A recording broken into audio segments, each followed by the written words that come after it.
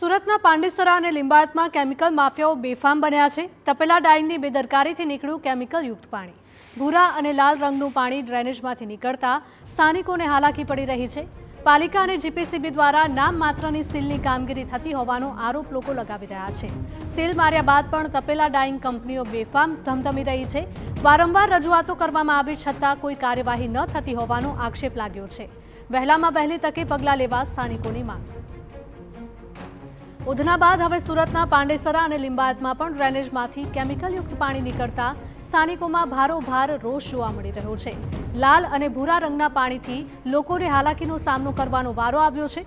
એટલું જ નહીં, તંત્ર દ્વારા સીલ કરવાની કામગીરી પણ માત્ર નામ પૂરતી થતી હોવાનું સ્થાનિકો જણાવી રહ્યા છે।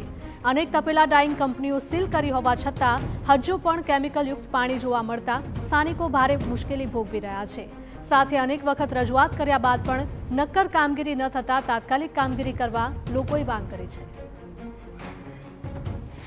समस्या तो 2-3 दिन से पानी निकल रहा था, आज दूसरा दिन है, फिर भी कारीगर लोग बोलते हैं, कोई बोलता नहीं है। वही भाई अर्जी किया है, अभी आए थे वो लोग बना के गए, लेकिन बना नहीं, वापस चले गए।